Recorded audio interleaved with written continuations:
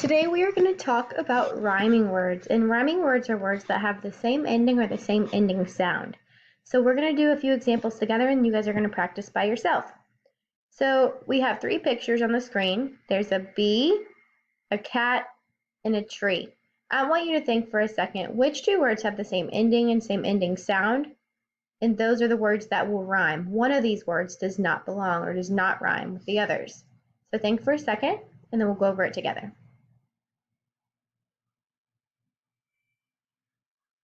All right, bee, cat, and tree.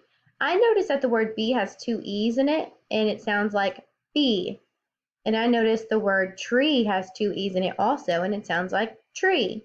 Both of them have the E sound at the end, and both of them have the same letters at the end. So the word bee and tree rhyme. The word cat does not rhyme with bee and tree because it has a different ending sound.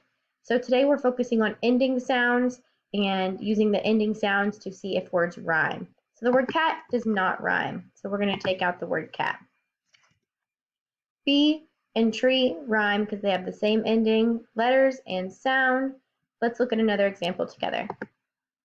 We have a bat, a hat, and a car. So remember, the ending sound in the word is what helps us to determine if it rhymes. So it has to have the same ending sound as the other words in order for the words to rhyme. So think for a minute, which of these two things or words rhyme and which one does not belong?